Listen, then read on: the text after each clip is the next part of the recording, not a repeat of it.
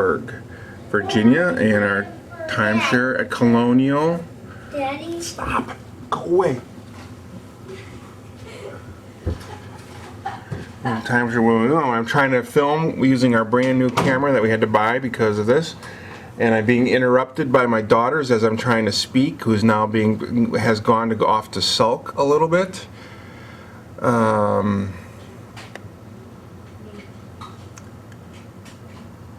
Now I'm going to turn around and we're going to show the lovely new place. There's Mom.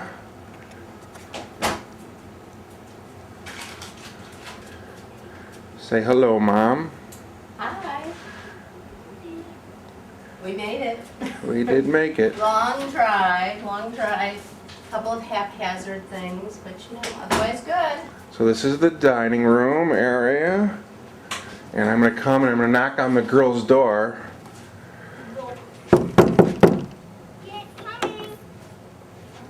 I want you to say hello to the camera.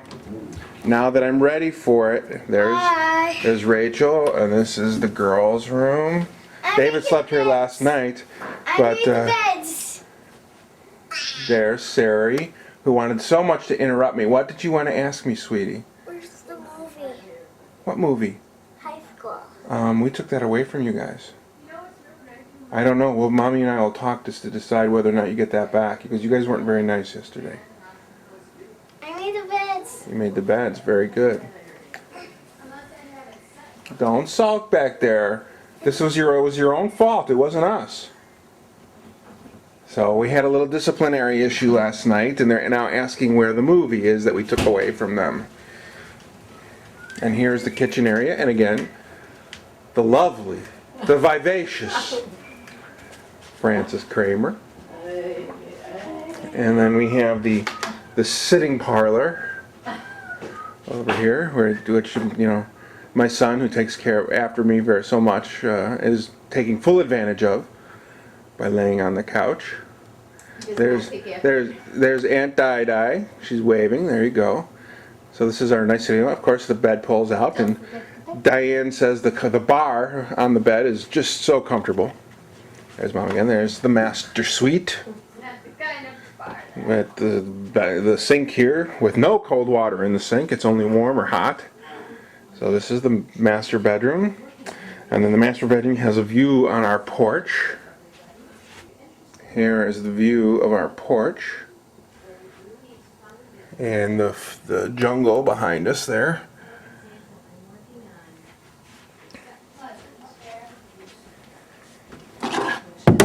Nice. Drop the brush. Oh, I never saw that. Okay, great. Nice, and then it's got noggin, which means noodle, right? Hey, Daddy. Yeah, it's another word. Can I show you something in our For room? head. Sure. Yeah, see, this is how this one works. Want to see it there?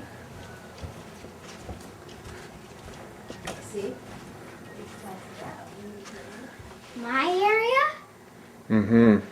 David and Sarah's area. Uh-huh, yeah. Very different. It is very different, yeah. What do you think about that, Sari? Hey, turn around. Stop sulking. What? Yes, princess. I'm not a princess. You're not a princess. Hi, sweetie. I don't live in So that's our space. This is the new camera. We're going to see how everything works. We'll tell you the story about what happened to the old camera later. Something about what happened to the old camera? What, you want my version of it? No. What happened was that we stopped here. Let me turn this around. I can actually take a picture of myself here. Yes. What, you want me to hold it? No, there we go. See, there's Dad. Now I'm like that TV show, you know, where everybody's walking around and going ah. What we had happen really was we got to Pittsburgh, outside of Pittsburgh last night, and Last night is the night we before, emptied. honey. This is our stay over in a hotel on the way here to Virginia, One of the original. and we got there about midnight to the hotel, and we're unloading the car, just the stuff that we needed, and Mom pulled out the camera bag and said, I'm taking the camera bag out, but nobody really caught it because everybody was kind of running around and tired, and I had to remind some people that they shouldn't be walking empty-handed, and I wasn't walking. and in all the confusion, that camera bag had been put on the ground and was left there. This one. And it turns out that a truck driver saw it but didn't really know what do anything. The next morning, it was still there. But by the time we got down there, it was gone. And the truck driver came by and said, "Oh, he had seen it earlier in the morning, Right? but it was gone." So we lost 2 digital cameras, and we lost our video camera.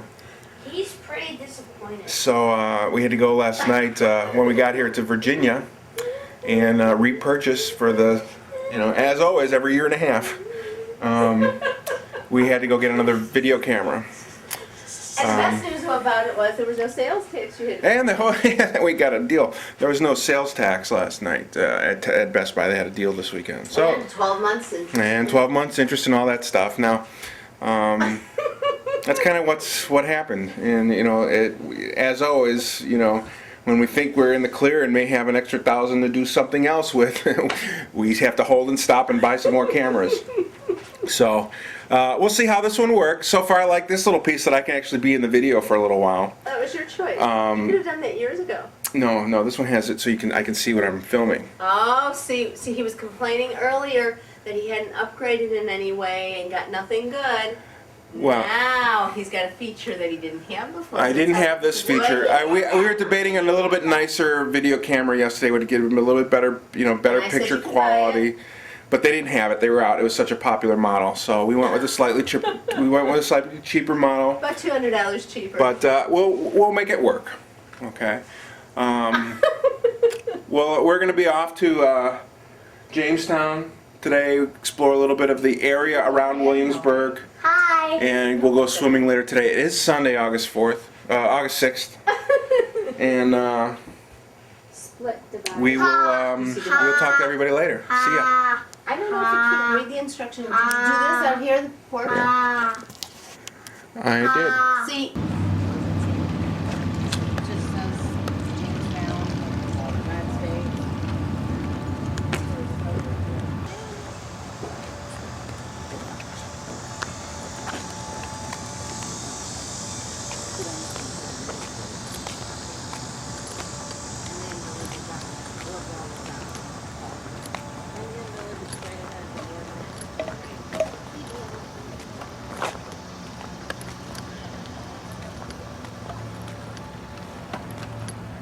Demonstrate how effective the Powhatans use the natural environment. Nice little field, Abby. Let's find out. There's some new news down.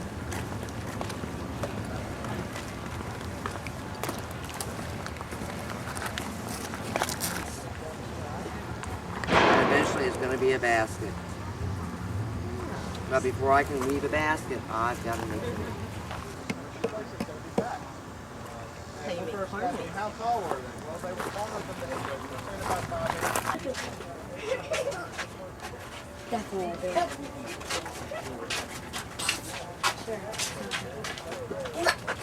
So is this where they? Built their fire. You're sitting at the breakfast table right now. And wouldn't this be if there's raining? Yeah, they closed the door. Mama, I get so freaked out when I see This is way up. I know. Yeah, these are real high. Mike, go on.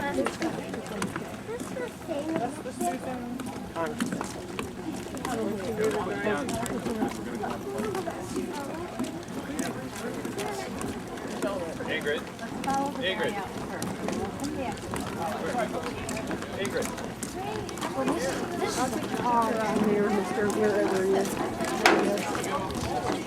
Oh, these are so neat. Oh my gosh. These are replicas. Right.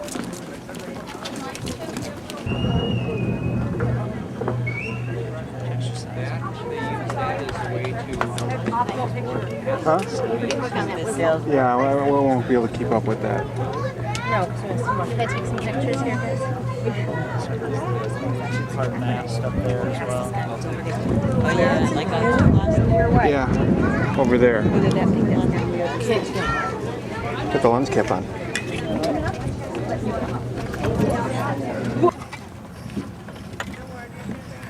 So that way I can concentrate on that area instead of making it down. Hey, Elizabeth. Elizabeth. Oh boy.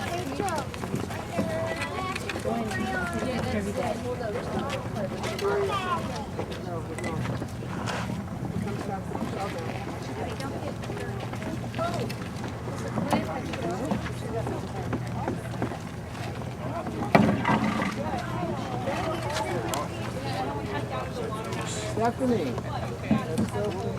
Where's David?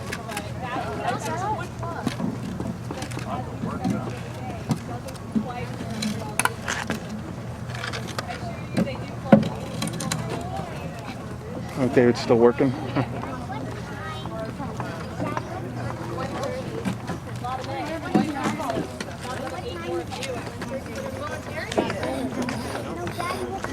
That's why once you put it down there, you don't take it out. I don't like how that works. Well, let me.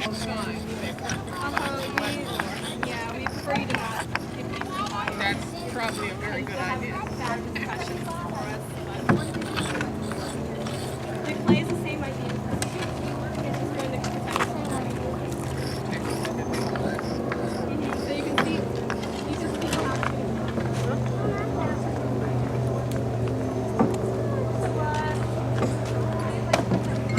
I wasn't sure at first how to do that. That's okay. Now I know. I didn't know. Mommy, can I stay in the house? What? Can I stay in the house?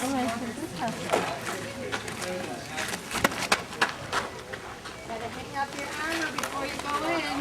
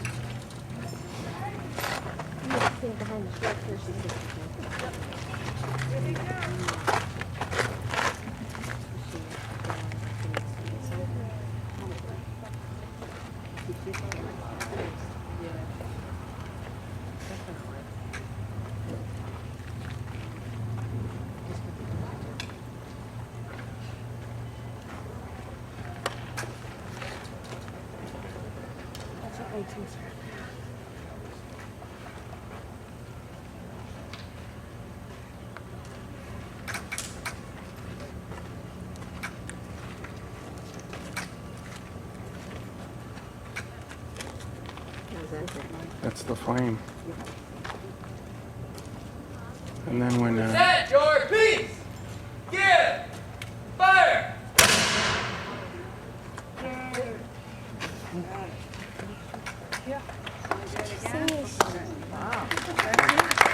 What are you guys all doing today? Alright. Can you guys still hear me? I hope so. The weapon I just fired, as some of you already know, is the matchlock musket. Got that burning piece of match in my hand and I had gunpowder down the barrel. So some of you are thinking it's a pretty reliable weapon, but I'm sacrificing that safety for reliability. One of the things that you may have noticed, I have these little wooden red bottles across my chest. And what that's called is your bandolier. In each bottle, you have enough gunpowder for one shot out of your musket. So you just pour that down the barrel and that'd be your shot for that one shot. But what you're doing is, you have that match right here. And you gotta reload out of these little wooden bottles all full of gunpowder. So whatever reason you have an accident, you have your match making contact with the gunpowder, now you've got little frag grenades across your body. So that was one of the things they didn't like too much about the weapon, was it wasn't entirely safe.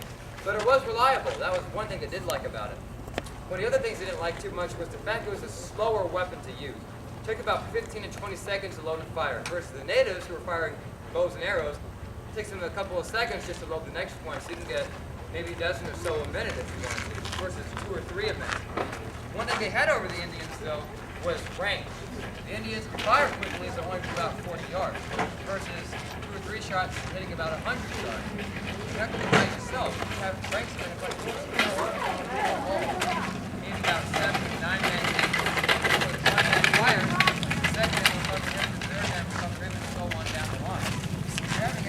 I know, because there's a guy in there. There's a guy in there. What's the matter? You just got it on. Okay. David, switch. David, switch. Did you take a picture? Take it down. Bend forward. Bend down. There you go. Rachel, you Rachel, try. go. Yeah, well, it's because you're a little... I don't think that David's gonna have a hard time. Really? This is how heavy it is? No. Well, it doesn't have any water in it yet, so It does. just a little bit. You're not gonna. Fill the whole thing. All right, let David try. All right, David's turn. You're gonna help him out. Can you take one end? Just get underneath it. Get it underneath it first. Bend your body. Limbo time. Not limbo. Michael. He's got it. Hard limbo.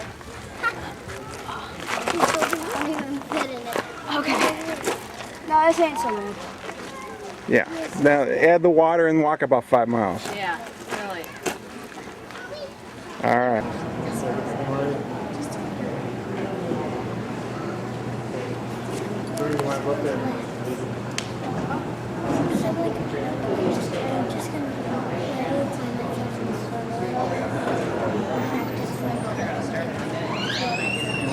Any second.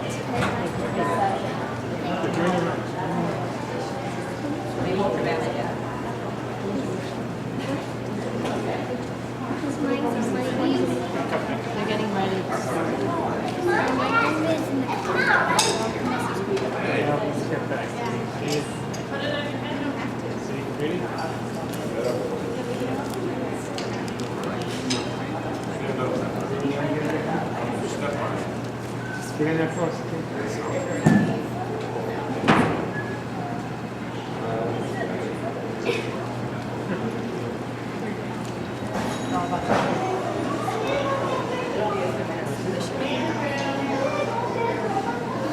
So sometimes it like pops off.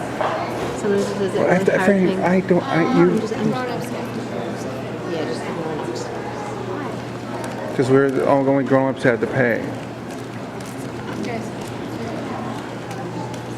Okay. Show them the road. Members of the Planet Fife and Drum Corps and the York County Fife and Drum Corps, and today we'd like to put on a show right behind the building. We can lead you out if you'd like to join us. It'll be about 30 minutes long, and we'll talk about the instruments we play and some of our tunes that we play. And so good to see both corps, and there are trees for shade and benches, so please join us. Music, attention, York Fusiliers, Fifes up, ready, to the front, march.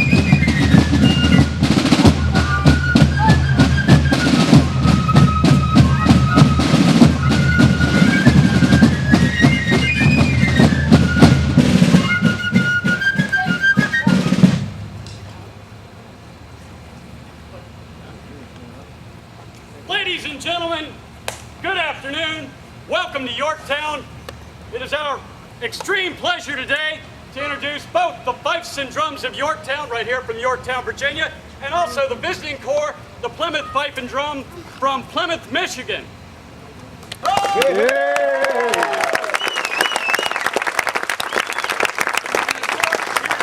We are always delighted to see such a crowd. And now, we usually have a stock show that we do.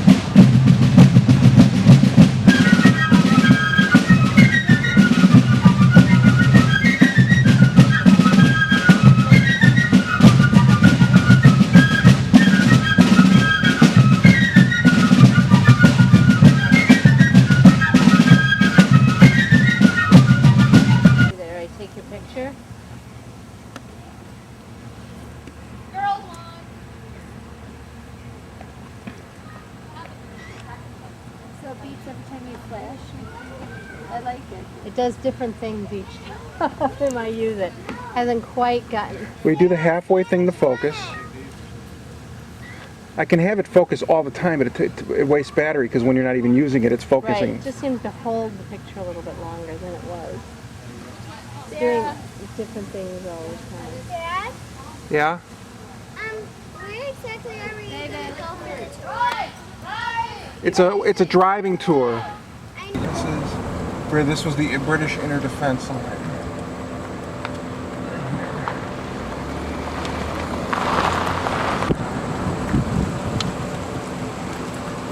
Secretary Nelson's house is right somewhere here.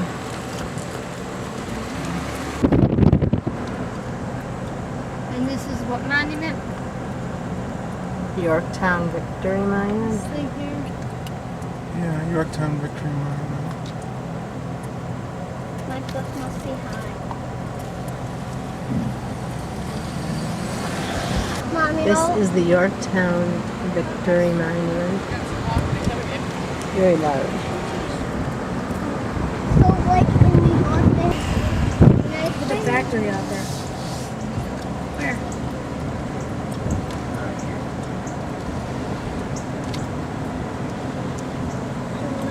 You can't swim here. Can't swim Why? because that's the rules. You can't swim in this lake. All in There's no way to climb Virginia are these amazing things of trees. They're like everywhere. Or the flute. These people go fast.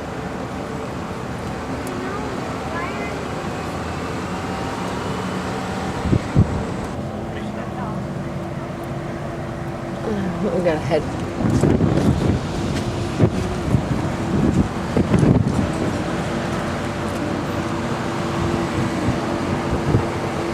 The bridge opens up. Wow.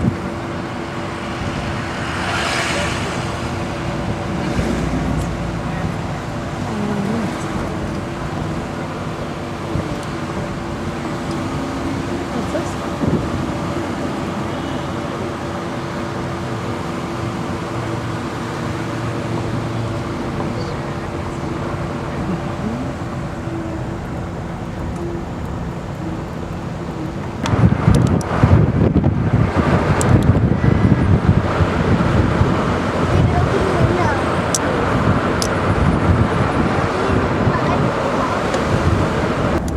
In French.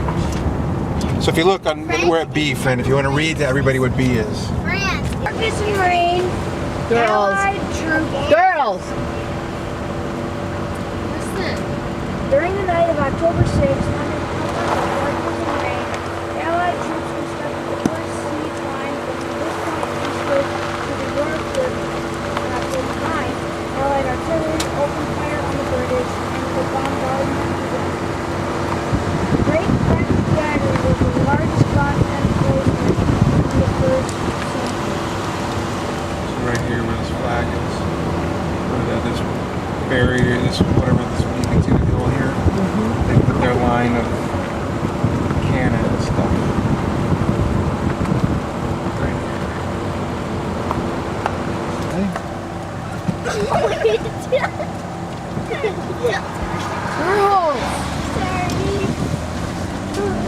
David Brett C. On October 11th, Allied troops began the second line within point-blank artillery range of the British. So the British were at Yorktown. They're over there. The line could not be completed, however, because too small. Because too small to catch British earthen forts, readouts 9 and 10, blocked the way of the river.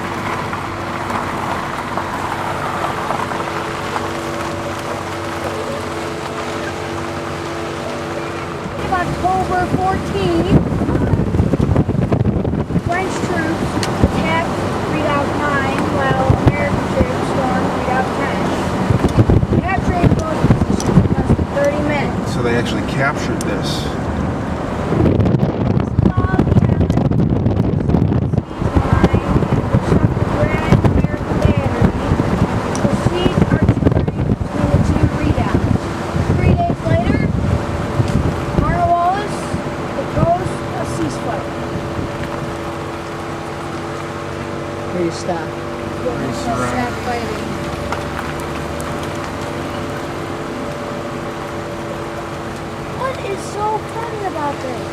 They're not laughing about that.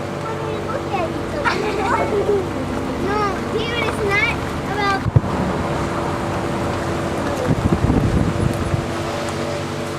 On October 18th, 1781, officers from both sides met at the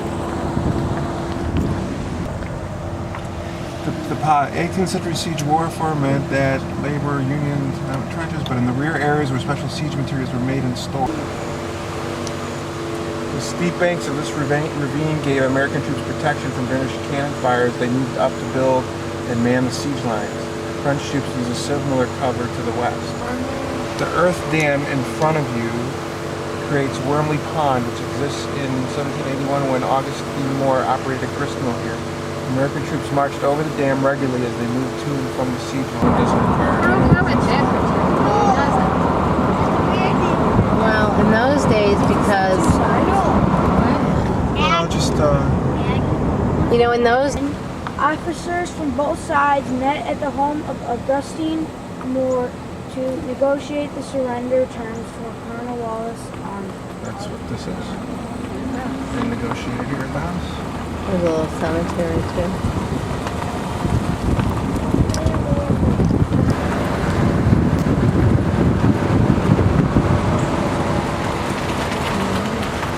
Just ahead, the road climbs to the level ground above the mill pond. The ravine-like depression in which it follows represents more natural wear from horses, carriages, and wagons than any recent grading. It is a visible reminder that the roadway here has been in use now. We skipped the surrender. No. We saw the surrender field. I didn't read it. I didn't see anything to read. It's not this thing.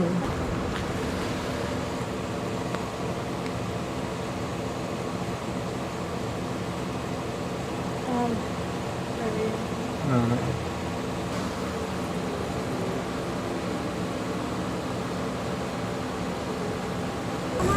So this is where the French Hospital. Chief Physician Surgeon James Crock of Virginia supervised the American Field Hospital located. It was a field hospital. On October 19th, 1781, Cornwallis's army marched onto this field and laid down its arms. This ended the last major battle of the Revolutionary War and virtually assured.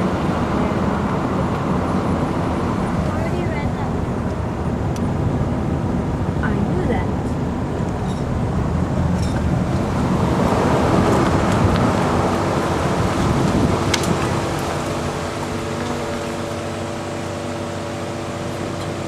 Follow the yellow arrows.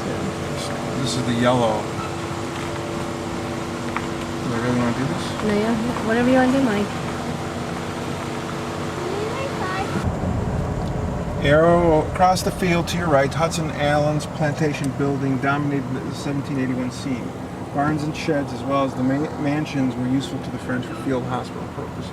Steuben's division. 2,000 men of Major General Baron von Steuben's American division was experienced in siege warfare, such as characterized the York, the quartermaster general. Supplying the American army was always critical. At a good vantage point beyond the road to your left, Chief of Artillery Henry Knox, Fort Knox, laid out the station where American ordnance was assembled, serviced, and required repaired. The French maintained a similar area in their own encampment. Wait, don't move. In 1781, the scenic area contained Washington's heavy siege guns, the carriages and lumber to carry them, and the powder carts and ammunition wagons for their service.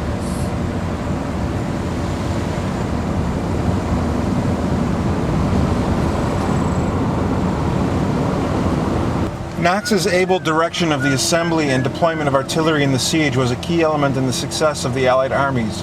He saw the resulting victory, as he related in a note to his wife, as a great moment. Dan Creek. The sluggish and marshy headwater of the Warwick River generally divided the French and American camp. While both forces were under Washington, separate unit organizations were respected as the rivers. Rochambeau, country home of General Thomas Donelson Jr., stood in this glade and was called the Whim. the Comte de Rochambeau, commanding French land forces at Yorktown, selected this plantation site as his headquarters. Adjutant General. This important position on Washington's staff was filled by Brigadier General Edward Hand of Pennsylvania. His headquarters were easily accessible to this commanding officer, quick and effective dispatch of orders and communication. This simple cross is thought to mark the burial place of about 50 unidentified French soldiers killed during the siege of Yorktown. French Artillery Park. Cannon were paired and stored here. The time-worn earthworks visible on each side of the road were protection, probably built by the French soldiers who operated the park. It's very similar to the American park. That's what it looked like. Pretty amazing, huh? Colonel de Oboville set up headquarters here near his artillery park. Plantation buildings then existed belonging to Secretary Nelson's quarter. As ranking artillery officer in Rochambeau's command, de Abbeville played a major role in the siege in which around Yorktown was under cultivation in 1781. In the 1770s, the land in front of you was known as General Nelson's quarter. Here and elsewhere, houses that stood have crumbled away, and in many instances, wood have reclaimed the once productive fields.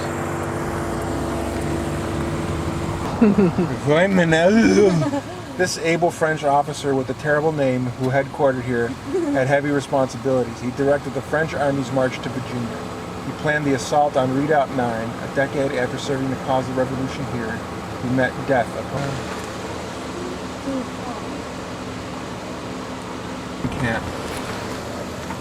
Agenois? I don't know.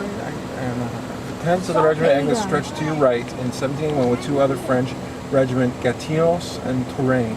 Beyond, these men coming from the West Indies wore linen uniforms light for the cold nights of October in Virginia. 3 regiments of French infantry brought to Virginia from the West Indies by de Grasse. After the siege, they returned to the islands, leaving their sick and wounded in Rochambeau. These positions formed a part of the outer line of their defense. That hill. Gateway to York.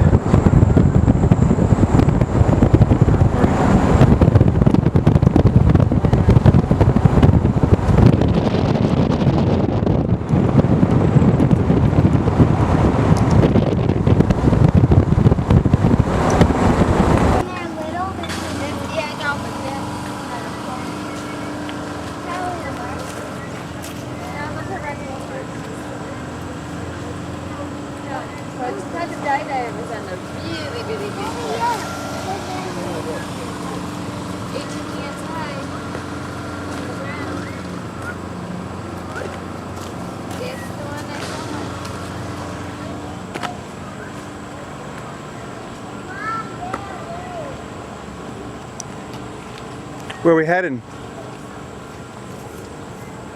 What's going on, sweetie?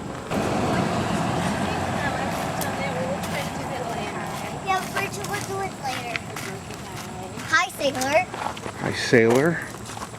And of course, he misses me and Dad. Imagine so. I'll make the governor. Right, so we can go right here.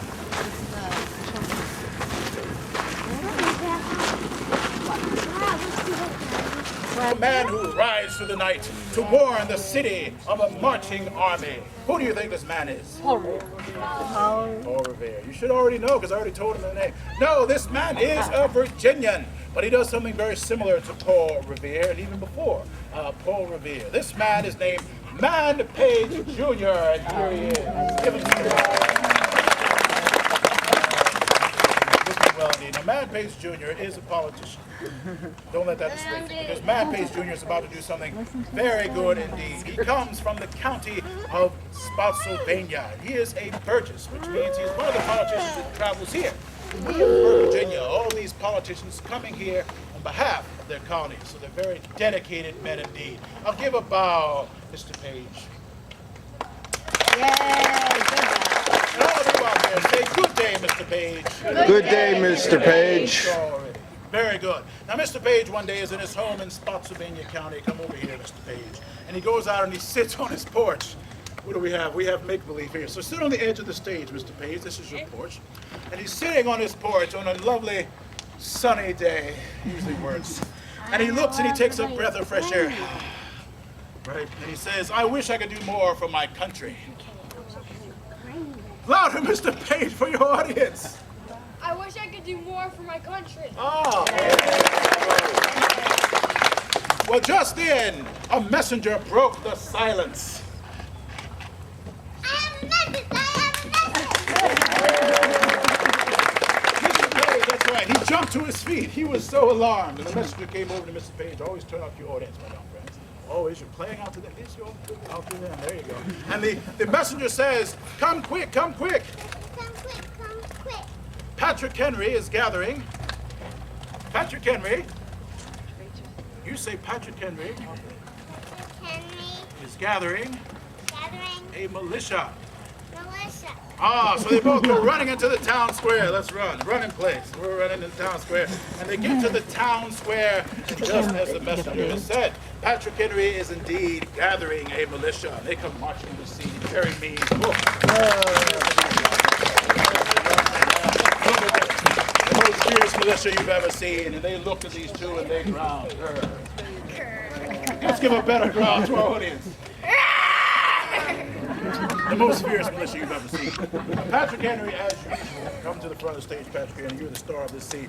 He's very angry, as usual. And Patrick Henry is angry because he has heard the news that is coming from Williamsburg, Virginia. And the news that he has heard is that gunpowder has been taken from the magazine here in the Capitol. What do you think of that? That's right. That's what Patrick Henry thinks. But he is the kind of man who wants to do something about it. He says the gunpowder belongs to the people. The gunpowder belongs to the people, We are going to get it back. and we're going to get it back. Right, he's a very fierce man. But of course, we know Patrick Henry for something a little better than just being a fierce man, for some very important words. You know the words of Patrick Henry, young man? Whoa, this man, he's my word. The other one that more people know about.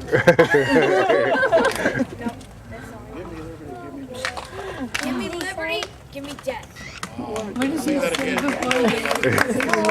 Give me liberty, give me death.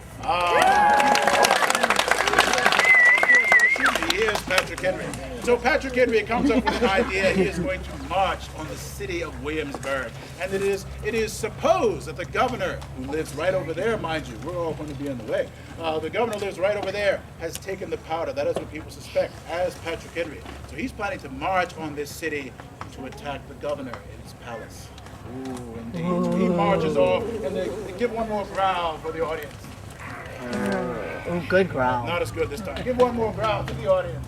All right, they're very mean. They go marching off towards Williamsburg. March off, my friends. March off. March off. And the messenger is so overcome that she joins the militia. She goes and joins Patrick Henry and they go march on Williamsburg. Give her now a hand of applause. He has a different. Patrick Henry is going to march on the city of Williamsburg. This is terrible news. What are you going to do? Look very surprised. Yes, very good. He keeps it all inside. Well, at that moment, his two friends come upon the scene to help him. Friends throughout thick and thin. His friends, Lewis and Ben. Come over here, Lewis and Ben. And they come running on the scene. And which one is this? I'll say this is Lewis. Lewis, right? Did she tell you which one you were? Lewis said, have you heard? Have you heard? Have you heard? Have you heard? Have you heard? Have you heard? And his other friend Ben says shots have been fired in Massachusetts. I love that word. Kids love it too. Say shots have been fired. Shots have been fired. Remember, be loud for your audience. Say it one more time. Shots have been fired. Here comes the best word. In Massachusetts. Whoa, she said it. So what are we going to do? Well, they all get together and they think. And Man Pace Jr. says, I have it. Let's go ride to the town. I have it. Let's go ride to the town. One more time. I have it. Let's go ride to the town. Very good. And his friends said, we'll come too. We'll come too. Very good. Now what they're going to do is try to stop Patrick Henry. They're going to get here and warn the people, just like Paul Revere did. Warning of the Minutemen on April 19th, 1775, of the marching army coming. Not the Minutemen, the British who were marching on the town. They are going to all ride and warn the town of Patrick Henry marching on this town of Williamsburg. So they get on their horses. Let's get on our horses, my friends. Facing out the audience. Get on your horses and start riding. I know you can do it. You can do it better than me. All right, you got a long ride, so pace yourselves. Don't do too much. Very good. Just try to place there. It's going to be a long ride. They've got to ride all the way from Spotsylvania, from Fredericksburg, here to Williamsburg. Over 200 miles. Long way to go on horseback. And they're going to do it one single night. Of course, they're going to be tired and hungry, but do you think they're going to stop? No. Indeed. So they ride very fiercely. They are quite determined. Face your audience, young man. You're a star. Face your audience. And they are determined, so they are not going to be tired, but of course, they're riding horses. The horses got a different idea. So the horses get very tired very quickly. In the 18th century, when you're riding a long way and your horses get very tired, you stop at a particular place to get rest yourself and, of course, to change horses. That's something that this place does provide for you. What place provides you for this? Taverns. Very good. So when your horses get tired, you must call for the tavern keeper. So all of you, call, say tavern keeper. Tavern keeper. Very good. And on comes the tavern keeper. Oh, he's a cool tavern keeper. Well, he's a macaroni too. Very good, young man. Yankee Doodle tavern keeper. The tavern keeper does a very good service. You're going to change these horses with fresh horses, which are back here. So here are your horses back here, young man. So you have to be very quick and change your horses. Oh, he's acting like a horse too. Very good. You change horses and you give it to them very quickly because they're in a hurry, tavern keeper. Quickly, exchange all the horses. Yeah, not the cow, not the horses. Quickly, the horses are right here. Very good, yes. The horses are running with you because you're running just like them. Give those two horses too. Very quickly, young man, very quickly. Oh, they have no time to waste. Very good, very good.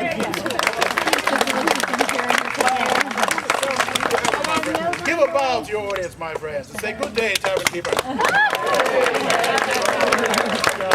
Stage left, my friend. That is stage left, and this is stage right. So this is stage left. Over there to stage left. Now they got their fresh horses. Now we're ready to ride again. Get back on your horses, my friends, and go riding. Go riding. Pace yourselves. It's going to be a long way. And so they go riding, and of course it gets dark because they're planning to ride all night. They ride into a forest as the sun goes down. A very scary forest indeed, with the scariest trees you've ever seen. Look at these trees. They're so scary. They appear on the scene. In fact, they come walking on the scene. Trees that walk. Very scary. Oh, scary trees. Very scary indeed. What do you think about that? They are ready.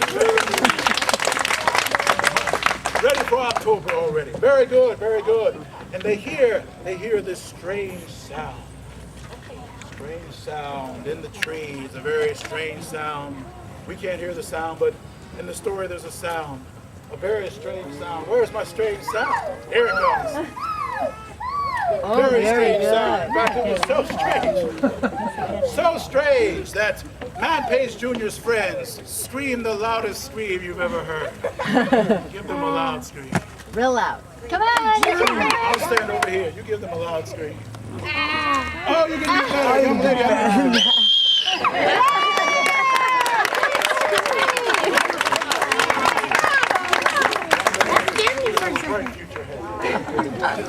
The loudest scream you've ever heard, but Man Pace Jr. wasn't afraid, was he?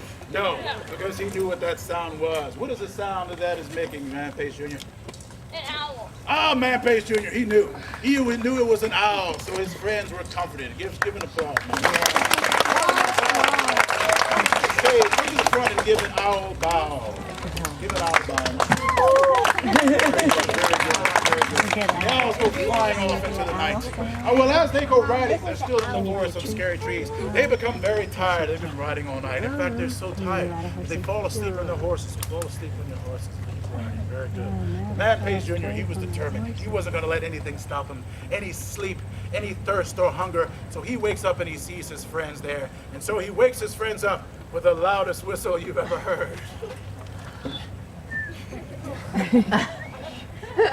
Just say, wake up, out to the audience. Wake up! Oh, very good. And his friends they go riding. And they keep riding and they ride out of the forest. The scariest trees you've ever seen. Off stage left. Give them some applause, my friends. Very good, very good. Now as they're riding out of the trees, they see daylight off in the distance, my friends. The sun is coming up over the horizon. They have almost completed what they have done. They can see the town of Williamsburg way off in the distance. In the 18th century, there aren't as many trees around, so you can see the town way off in the distance. So they go riding very fiercely, faster than they ever have. Indeed, but then their horses, they give out again. So they must exchange horses. So when you want to exchange horses, who do you call for? Tavern. So let's hear it. Call loudly. Tavern keeper! Very good. Here comes. Oh, yeah, come on. This seems very familiar, Tavern Keeper. Well, it must have been his cousin. Very good. He's the coolest Tavern Keeper ever. So, Tavern Keeper, you know what to do now, don't you? You must exchange these horses again for these fresh horses that are back here. Let's do it again. Bring these horses here and then put them up there. Very good. Here he goes again. Oh, give him some applause. One more time. There we go. Oh, I love it. Oh, very good, very good, very good, very good. Once again, give a bow, Mr. Tavern Keeper, and say good day, Tavern Keeper. Good day, Tavern Keeper. Very good, very good. Good day. My word. Now we're ready to finish our journey. Let's get back on our horses and ride faster than we ever have. Into the city of Williamsburg. That's right. Here we go. We're going into the city. It's just at daybreak. Going into the city, and we see the townspeople have come out into the street together. They see these strangers, these three horsemen come riding into the city. So everyone is very frightened. They wonder what's going on. Of course, they're making all this dust because they're riding very fast, not going slow like the carriage out there. Very fast indeed. Townspeople come onto the scene, and they are very frightened. They all say together, more or less, what is going on? What is going on? And who is that? And who is that? These two, they don't worry about that. They keep riding right on by because they have a task to complete. They're going to the most important person in all of Virginia, the most stately politician that there is, the leader of the House of Burgesses. They arrive to the house of Peyton Randolph.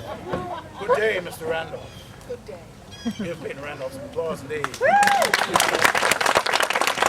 Peyton Randolph is a politician. But don't worry, Peyton Randolph is the most important. She doesn't look very happy. The most important politician around. In fact, the leader of the House of Burgesses. Everyone respects Peyton Randolph. In fact, Peyton Randolph, many say, should have been the first president of the United States. So all these people listen to Patrick Henry, and of course, young man Page Jr., who's only a very young Burgess, listens to Peyton Randolph. So what Peyton Randolph is commanding is that Patrick Henry, of course, not march on to the city of Williamsburg. So young man Page Jr. comes over to meet his mentor, of course, Peyton Randolph. And, very good impromptu acting, very good. Peyton Randolph, of course, gives his solemn thanks to Man Page Jr. He says, thank you for your long journey. Thank you for your long journey. Your sacrifice. Your sacrifice. No rest. No rest. To warn us. To warn us. Until I'm making it up. Of this marching army. Of this marching army. And then he leads all of the townspeople in 3 rounds of hip hip huzzah. You know how to do that? Hip hip huzzah. So let's do it. Let's do it. Hip hip huzzah! Hip hip huzzah! Hip hip huzzah! Now that everybody is happy, Peyton Randolph has one more thing to ask of these 3 riders. And Peyton Randolph asks that these 3 go back and stop Patrick Henry. You must go back and stop Patrick Henry. Very good. Now what does this mean? It means they have to get back on their horses, back out, and to intersect Peyton Randolph's army. What do you think about that? Very tiresome indeed. But let's give them all a round of applause, my friends. Peyton Randolph. Very good. So they make their ride back to Fredericksburg, but of course we will spare our actors the ride to Fredericksburg, and as it just so happens, the same people of Williamsburg are the people of Fredericksburg. We shall go back to Fredericksburg and bring back on Patrick Henry and his ferocious militia, which are already on the stage. Anyway, very good. And Peyton Randolph, young man Pace Jr., comes to Patrick Henry and he tells Patrick Henry of Peyton Randolph's wishes. And of course, everyone respects Peyton Randolph So Patrick Henry, at the moment, will stand down. So he looks at all of the people of Fredericksburg and he says, I will not march on Williamsburg. I will not march on Williamsburg. Then he pauses and he says, This time.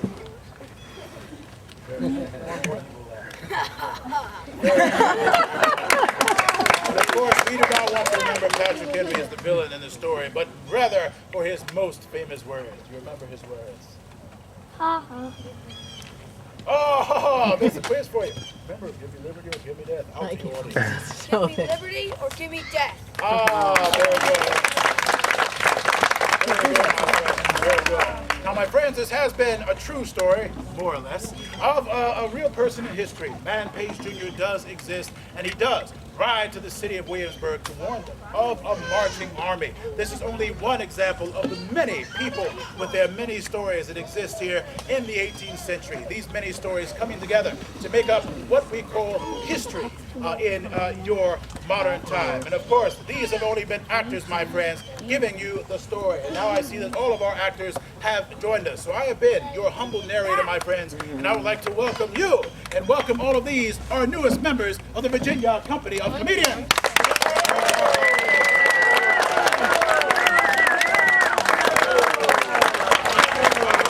Encore!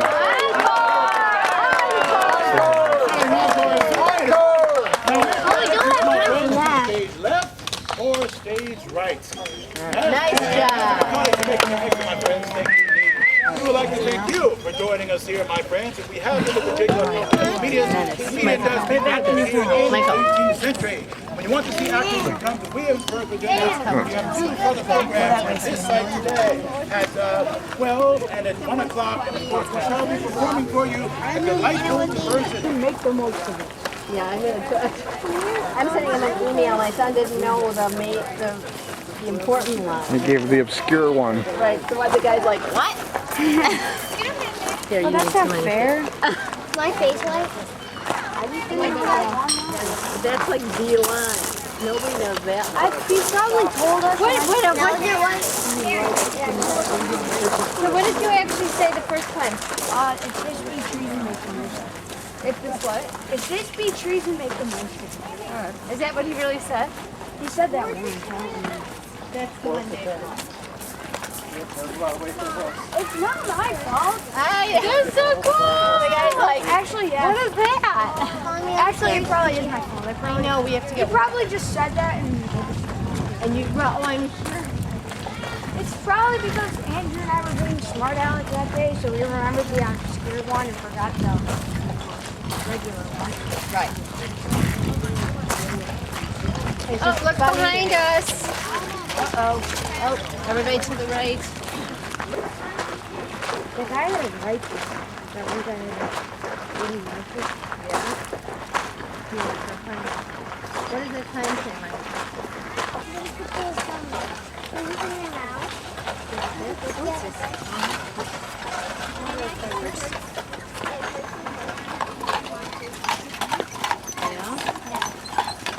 Obviously, they're digging in right here.